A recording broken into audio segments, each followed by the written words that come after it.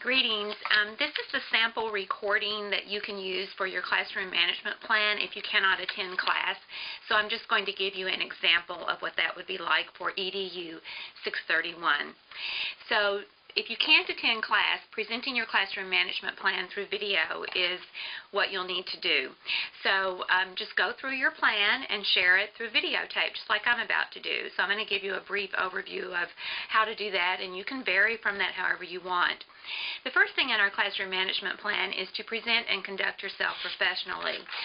I feel that I need to set a higher standard than everyone else in the community as a teacher.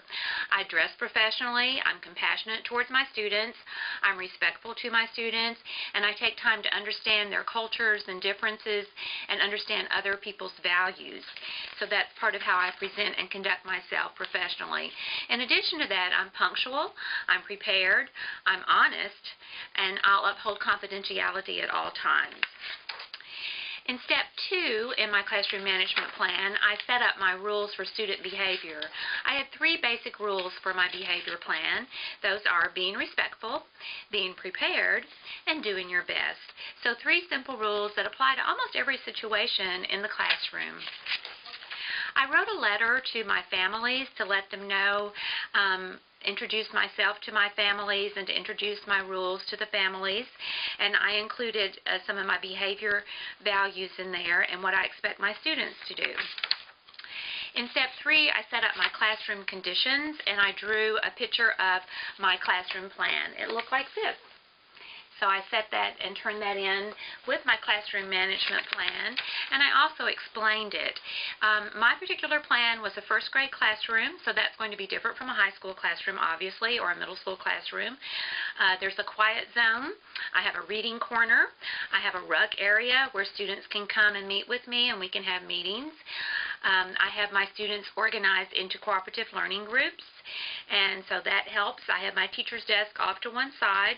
There's cubbies for my students to put their things in, and all of these, of course, come with rules and procedures.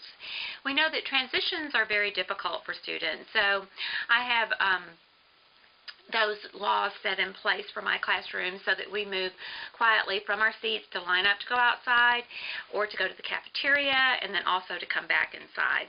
I use a clapping my hands pattern to get their attention, and I use my voice also because I have a good teacher voice that lets students know that it's time to listen to me. My students can differentiate between my teacher voice and when I'm just talking to one student voice. We use those transition times for going to PE, music, library, art, the lunchroom, which is very important, and also to computer time.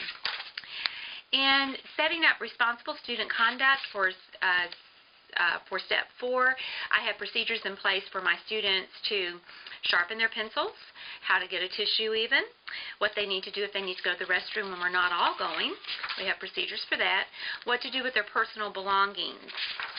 In step 5, I talked about helpful interventions in my classroom management plan, and with difficult students, I want to remember to show care and compassion, have them be a helper, pair them with a student that they get along with well or a good role model, catch them being good, provide positive praise, rewards, special positive attention from administration, so I'm on board with my administrative team so that if a student is having difficulty, I can send them to the principal not as a disciplinary action, but for some special help or positive attention.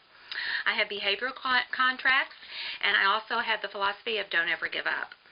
In my interventions, I use positive praise, finding the good in every child. I have special procedures in place for ADHD children, so I have special toys for them and coloring activities for them to do to keep them busy when they need to keep busy.